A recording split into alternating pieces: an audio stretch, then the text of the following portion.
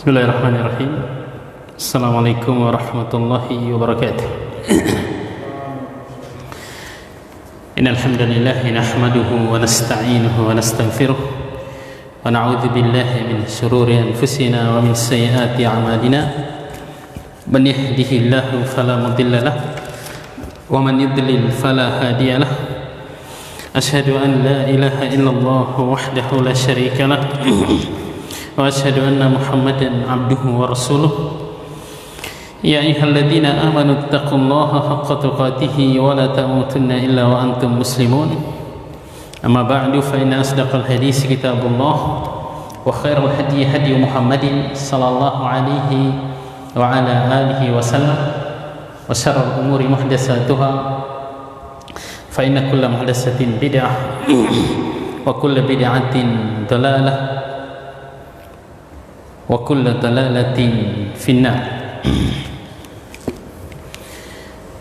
Ikhwani wa akhwati fillah rahimani wa rahimakumullah. Alhamdulillah, kita bersyukur kepada Allah Subhanahu wa taala atas segala nikmat yang Allah Subhanahu wa taala berikan kepada kita semua, yang dengan nikmat-nikmatnya kita bisa menyempurnakan berbagai amalan kebaikan. Kemudian salawat dan salam kepada Nabi Muhammad, kepada keluarganya, para sahabatnya, dan orang-orang yang mengikuti petunjuk mereka dalam mengamalkan ajaran Islam sampai datangnya hari kiamat. Semoga kita semua termasuk dalam barisan orang-orang yang senantiasa berusaha untuk meneladani Rasulullah SAW, meneladani para sahabat beliau dalam kita mengamalkan ajaran agama kita yang mulia ini. Ikhwani wa akhwati fillah rahimani wa rahimakumullah. Kita lanjutkan kajian kita, tapi dengan pembahasan baru, pembahasan yang berkaitan dengan apa yang akan kita hadapi beberapa hari ke depan, yaitu ibadah kurban. Setelah kita menyelesaikan membahas kitab Al-Qawaid wal Usul Al-Jami'ah yang ditulis oleh Syekh Abdurrahman bin Nasir As-Sa'di rahimahullah. Jadi mungkin dua kali pertemuan kita akan sedikit membahas kembali pembahasan Al-Udhiyah, fikih kurban atau ahkamul udhiyah. Yang ini pernah kami bahas sebenarnya di kajian ibu-ibu dan kajian di Asadiyah. Udhiyah bisa dibaca udhiyah, bisa dibaca idhiyah, bisa dibaca ad-dahiyah. Adalah hewan yang disembelih pada hari nahar, yaitu hari tanggal 10 Zulhijjah, dan hari-hari tasyrik tanggal 11, 12 dan 13, dalam rangka taqarrub kepada Allah Azza wa Jalla, dalam rangka mendekatkan diri kepada Allah Subhanahu wa taala atau sebagai bentuk ibadah. Dari sini kita perlu memperhatikan atau harus memperhatikan petunjuk Rasulullah SAW dalam kita menyelenggarakan ibadah kurban, agar ya benar-benar kurban kita itu bernilai sebagai sebuah ibadah, mendapatkan pahala di sisi Allah Azza wa Jalla dengan sifat-sifat yang telah ditentukan oleh syariat. Yang ini akan sedikit kita bahas. Jadi dari ta'rif ini, namanya udhiyah adalah ibadah dalam bentuk menyembelih hewan. Hewannya juga hewan khusus, nanti akan kita sebutkan, yaitu khusus bahimatul an'am. Kemudian waktu pelaksanaannya sudah dibatasi juga oleh syariat, yaitu di 4 hari lah, kurang lebih 4 hari, mulai dari hari raya ketika hari raya Idul Adha, kemudian tanggal 11, 12 dan 13 Zulhijjah, atau di hari-hari tasyrik. Hukum berkurban dalam masalah ini, para ulama terbagi dua pendapat. Jumhur mengatakan hukumnya sunnah muakkadah, artinya tidak wajib. Nah, dan dalilnya banyak sekali. Kemudian sebagian ulama mengatakan hukumnya wajib. Ini pendapatnya Imam Abu Hanifah yang mewajibkan, Imam Auza'i, Rabi'ah, kemudian Lais bin Sa'ad, dan sebagian ulama Malikiyah. Adapun mazhabnya Imam Syafi'i, Imam Ahmad, Imam Malik, mereka mengatakan berkurban itu hukumnya sunnah muakkadah, sangat dianjurkan, tapi tidak sampai pada tingkatan wajib. Dari dua pendapat ini kita menyimpulkan, kita sebutkan situ yang lebih rajih adalah pendapatnya mayoritas ulama. Kita menyimpulkan bahwa para ulama sepakat berkurban itu termasuk ibadah yang disyariatkan. Jadi mereka hanya perdebatkan apakah hukumnya wajib atau hukumnya sunnah. Wallahu a'lam, yang lebih rajih adalah hukumnya sunnah. Bagi yang mampu dianjurkan untuk berkurban.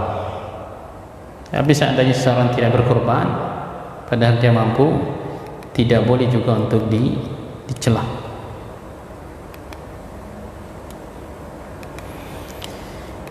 Dalil-dalil disyariatkannya kita berkurban. Ibadah kurban disyariatkan dalam agama Islam berdasarkan Alkitab, yaitu ayat Al-Quran, kemudian As-Sunnah, hadis-hadis Rasulullah SAW yang sahih, dan ijma' para ulama. Di antara ayat yang menunjukkan tentang disyariatkannya berkurban, kata Allah Azza wa Jalla, fasalli li rabbika wanhar, salatlah untuk Rabbmu dan menyembelihlah. Sebagian para ahli tafsir menafsirkan bahwa kata salat, perintah salat yang diperintahkan dalam ayat ini adalah salat Idul Adha. Kemudian perintah menyembelih dalam ayat ini adalah menyembelih hewan kurban setelah salat Id. Ada juga yang menafsirkan ya salat sini adalah salat 5 waktu dan salat-salat yang lainnya yang disyariatkan, sedangkan menyembelih di sini umum. Kedua penafsiran tersebut masuk di dalamnya disyariatkannya ibadah kurban. Baik itu kita tafsirkan perintah untuk menyembelih di sini adalah menyembelih hewan kurban secara khusus, ataupun menyembelih sembelihan yang bentuk ibadah yang lainnya. Kita katakan misalnya ayatnya umum, perintah untuk menyembelih untuk Allah Subhanahu wa taala, jelas masuk di dalamnya perintah untuk menyembelih hewan kurban. Dalam surat Al-Hajj ayat 34 kata Allah Azza wa Jalla, wa likulli ummatin ja'alna mansakan liyadhkuru ismallahi ala ma razaqahum min bahimatil an'am. Dan pada setiap umat kami jadikan bagi mereka manasik, ibadah berupa menyembelih, agar mereka menyebut nama Allah atas apa yang telah Allah rezekikan kepada mereka dari hewan ternak.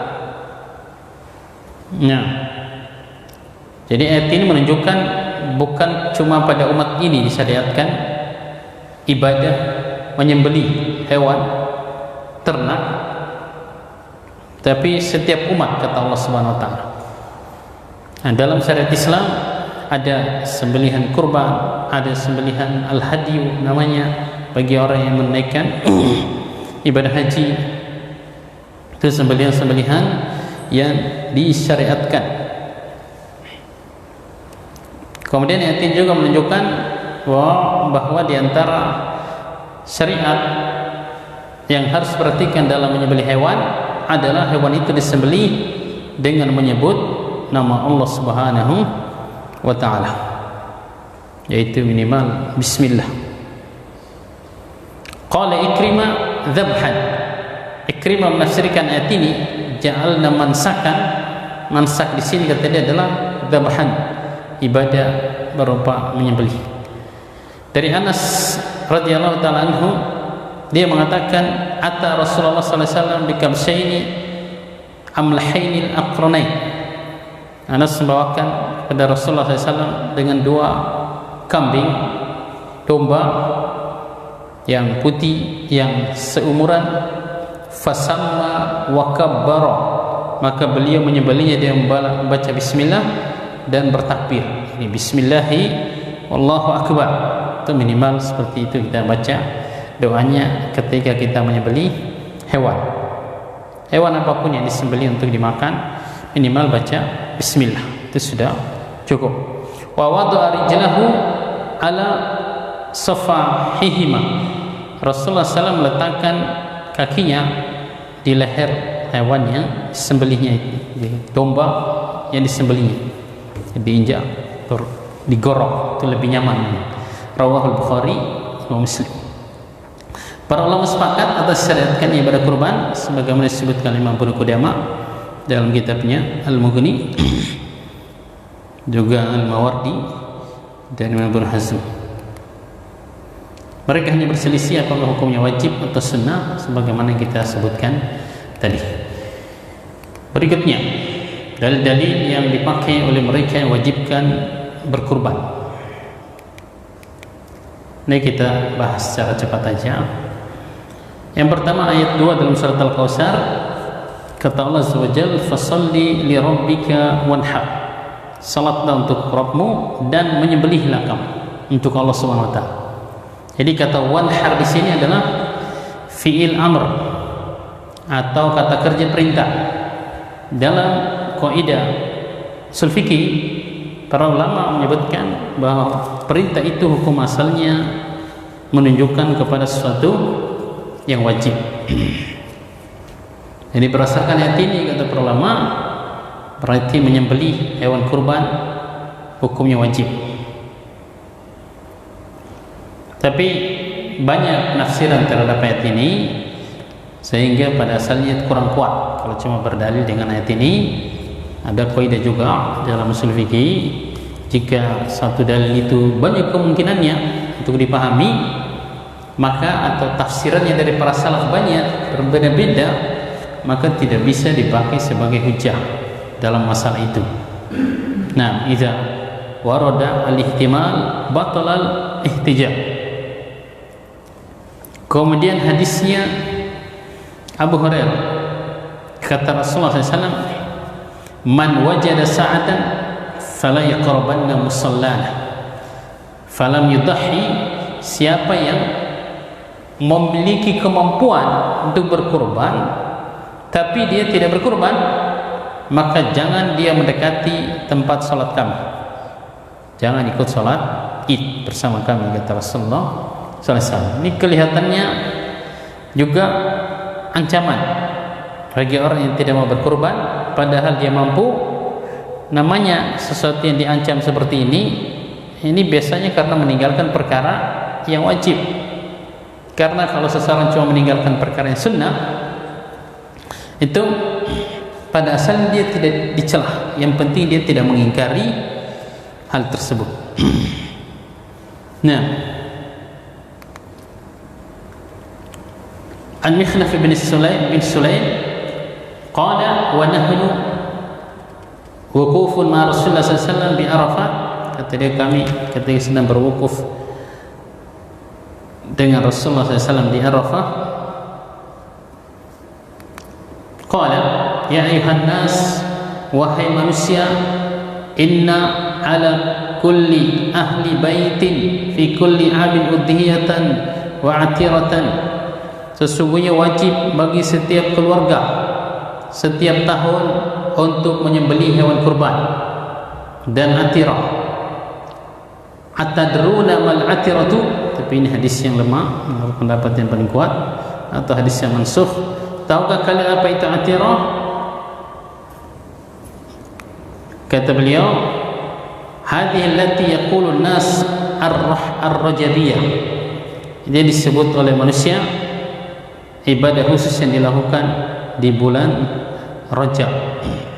Tapi semua yang disebutkan dalam hadis ini menurut pendapat yang paling kuat, ada yang mengatakan mansukh, hadisnya sudah dihapus, hukumnya sudah tidak berlaku. Kemudian juga ada yang melemahkan hadis ini. Adapun hadis yang pertama tadi tentang larangan Rasulullah SAW untuk mendekati musalla, tempat salat bagi orang yang tidak mau berkurban padahal dia mampu. Kata Syekh, was-sawabu waqfuhu kama rajjahahu al-a'immah. Kata Imam Ad-Darqutni atau kata Ibnu Abdul Bar, yang benar hadis ini adalah hadis yang mauquf saja kepada Abu Hurairah, bukan perkataan Rasulullah sallallahu alaihi wasallam, sehingga kurang kuat dijadikan hujjah. Qala Abu Dawud al-atiratu mansukhatun wa hadha khabaru mansukh. Kata Imam Abu Dawud yang meriwayatkan hadis yang kedua ini, atirah itu sudah dihapus hukumnya dan hadis ini juga sudah mansukh sehingga tidak berlaku. Dari Jundub, dia mengatakan salat Nabi sallallahu alaihi wasallam yauman nahr. Dari Jundub radhiyallahu ta'ala anhu, dia mengatakan Rasulullah SAW pernah salat di hari berkurban, hari Idul Adha, summa khataba, kemudian beliau berkhutbah, summa dzabah, kemudian menyembelih. Faqala man dzabaha qabla an yusalliya falyazbah ukhra makanaha. Siapa yang menyembelih hewan kurban sebelum dia salat, maka harus dia menyembelih lagi yang baru sebagai penggantinya. Wa man lam yazbah, siapa yang belum menyembelih sebelum dia salat, falyazbah bismillah, maka hendaknya dia menyembelih setelah salat dengan membaca bismillah. Rawahul Bukhari. Hadisnya diriwayatkan oleh Imam Bukhari. Ini hadis sahih. Sisi pendalilannya yang menunjukkan dia wajib, kata sebagian ulama, menunjukkan berkorban itu wajib adalah Rasulullah SAW mengatakan orang yang terlanjur menyembelih sebelum waktunya, kan yang benar waktu menyembelih itu adalah mulai setelah salat. Itu pendapat yang paling kuat. Ada orang setelah salat Id, ada orang yang menyembelih hewan kurbannya sebelum salat, dia sembelih biar pulang dari salat mungkin dia bisa makan, misalnya gitu kan. Itu kan hewan sembelihannya tidak bernilai sebagai kurban. Ya halal sih, yang penting dia sembelih, dia baca basmalah, halal untuk dimakan dagingnya, tapi dia tidak mendapatkan pahala ibadah kurban. Ketika ada orang yang melakukan seperti itu, Rasulullah SAW menyuruh untuk menggantinya, untuk menyembelih hewan lain lagi sebagai penggantinya setelah sholat Id. Ini menunjukkan menyembelih itu wajib, kata para ulama. Karena kalau cuma sunnah yang gak diperintahkan untuk diganti yang sudah terlanjur salah peletakan pelaksanaan ibadahnya misalnya. Nah, ini dalil yang lumayan paling kuat mungkin dari sisi kesahihan sanadnya, walaupun sisi pendalilannya kurang kuat sebenarnya.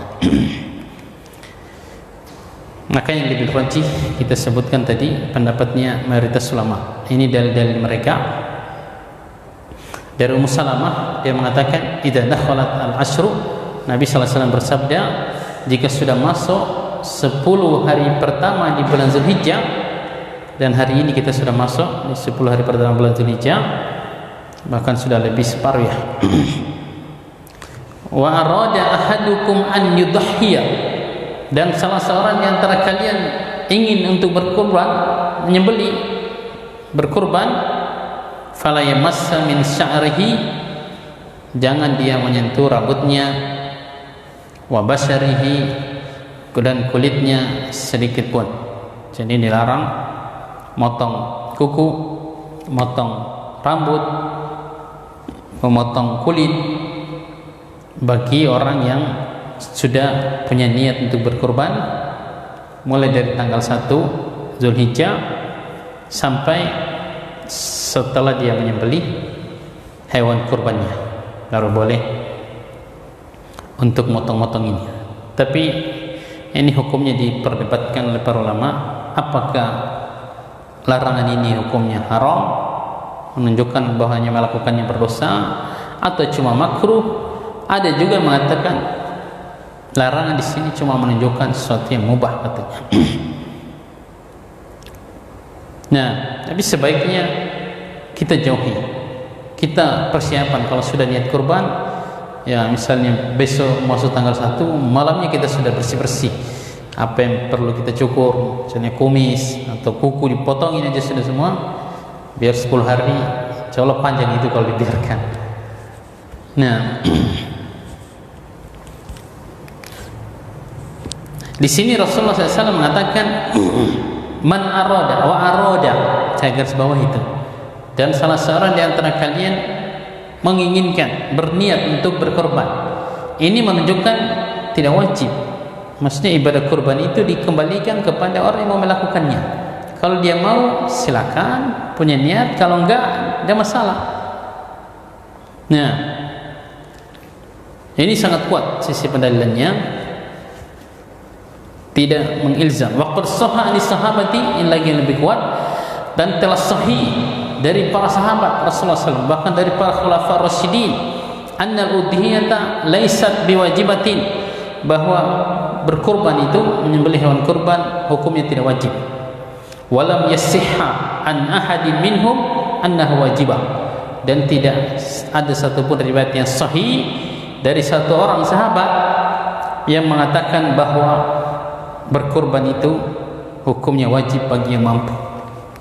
Qala al-Mawardi wa ruwiya anis sahabati, kata Imam Mawardi, dan telah diriwayatkan dari sahabat, mayan aqidu bihil ijma'u ala suqutil wujub, yang riwayat-riwayat dari mereka itu menunjukkan mereka sepakat, para sahabat, tentang tidak wajibnya menyembelih hewan kurban. Wa an Shuraih qala ra'aitu Abu Bakr wa Umar ma yudhhiyan, saya melihat Abu Bakar dan Umar mereka tidak menyembelih hewan kurban. Dalam riwayatnya disebutkan padahal mereka mampu. Dari Abi Mas'ud Al-Ansari radhiyallahu ta'ala anhu, dia jelas-jelas mengatakan inni la'ada'ul adha wa inni la musir, sesungguhnya saya sengaja meninggalkan menyembelih hewan kurban, tidak berkurban. Wa inni la musir, padahal saya orang yang mampu, kata dia. Kenapa dia sengaja tidak menyembelih? Makhafata an yara jirani annahu hatmun alayya, saya khawatir jangan sampai tetanggaku menganggap bahwa berkorban itu wajib bagiku. Ini sahabat yang mengatakan seperti ini, menunjukkan bahwa yang mereka pahami dari Rasulullah SAW, berkorban itu tidak wajib, tapi jelas dalil-dalilnya sangat banyak yang menganjurkan untuk kita melakukan ibadah. Berikutnya hewan yang sah untuk dijadikan hewan kurban, ini pendapat yang paling kuat, yaitu hanya binatang an'am, binatang ternak,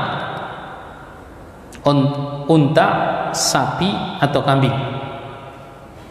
Kerbau juga bisa, kata para ulama, kerbau sama dengan sapi.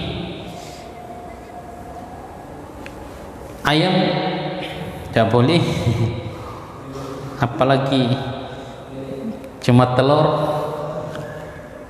satu rak misalnya. Nasi pecel lebih nggak boleh lagi. Menurut Ibn Hazm, semua hewan berkaki 4 yang halal untuk dimakan dagingnya boleh dipakai untuk berkurban, tapi yang rajih adalah pendapatnya jumhur, sebagaimana ayat 34 tadi dalam surat Al-Hajj ini. Walikulli ummatin ja'alna mansakan liyadhkuru ismallahi ala ma razaqahum min bahimatil an'am. Para ulama atau orang-orang Arab mengatakan bahwa yang dimaksud dengan bahimatul an'am adalah ini 3 ini, unta, sapi atau kambing. Yang disebutkan dalam dalil-dalil dalam surat Al-An'am. Sama niat azwaj. 1 ekor hewan kurban untuk berapa orang? Kambing itu 1 keluarga. Jadi keluarganya banyak, istrinya 4, anaknya misalnya 30, nyembeli 1 kambing aja, tidak apa-apa, ikut 1 keluarga. Nah, adapun kalau sapi dan unta Menurut jumhur untuk 7 orang atau 7 keluarga. Jadi boleh kita ikut satu kupon mengikutkan keluarga kita dalam berkorban sapi misalnya. Nah,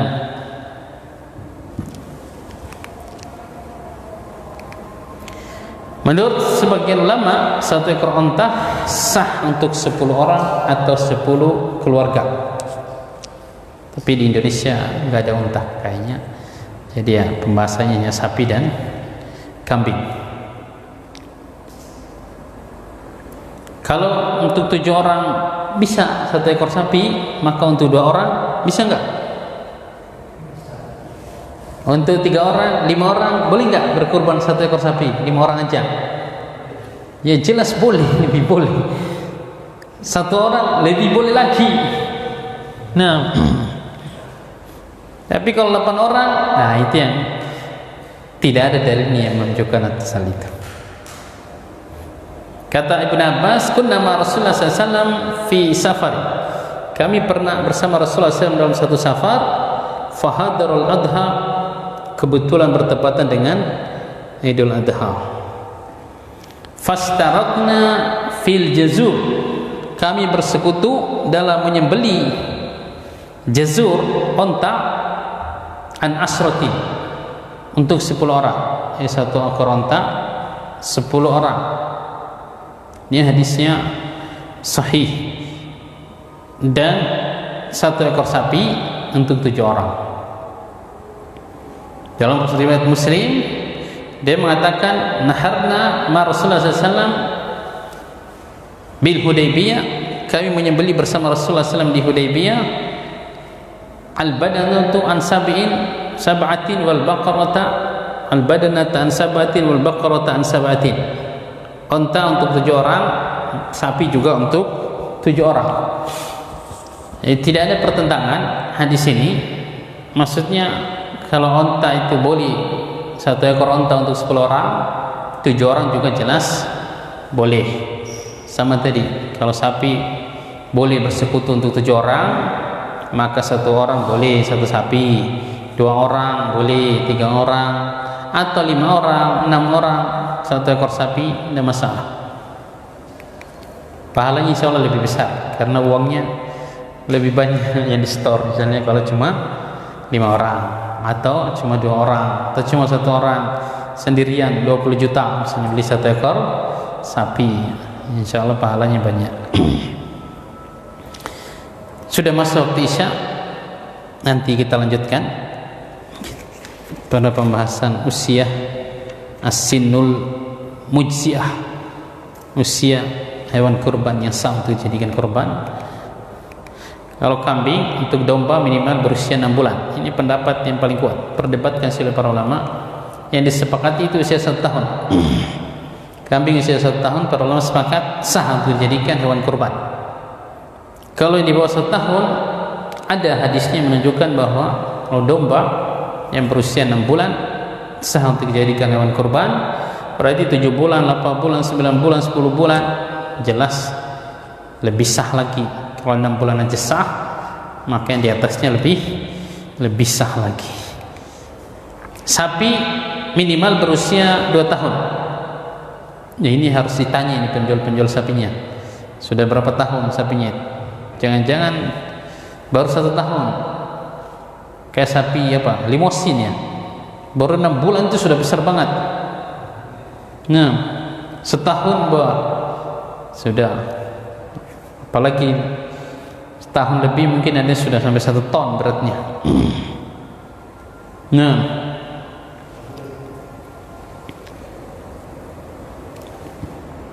kalau unta minimal berusia 5 tahun. Kalau lagi unta nggak ada di Indonesia, jadi itu nggak terlalu kita bahas. Kata Jabir, la tazbahu, ya Rasulullah SAW, beliau bersabda, la tazbahu illa musinnah. Jangan kalian menyembelih kecuali musinnah.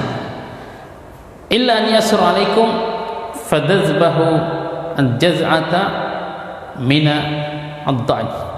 Kecuali kalau kalian tidak mendapatkan yang musinnah, maka boleh menyembelih jaz'ah dari da'an. Da'an itu domba, dan jaz'ah itu adalah berusia 6 bulan. Jadi kambing yang musinna itu usia 1 tahun. Ini penjelasannya. Unta bisa 5 tahun, sapi berusia 2 tahun, kambing minimal berusia 1 tahun. Itu musinna. Kecuali ini dha'n, dha'n ini domba, boleh jaza'ah yang berusia 6 bulan. Mungkin itu yang bisa kita bacakan pada malam hari ini. Nanti kita lanjutkan pada pertemuan malam Jumat, ya, malam Kamis. Besok malam enggak ada ya kajian. Ada kajian satu mukri kan? Nah, kita tutup dengan doa kafaratul majlis. Subhanakallahumma bihamdik, asyhadu an la ilaha illa anta, astaghfiruka wa atubu ilaik. Wassalamualaikum warahmatullahi wabarakatuh.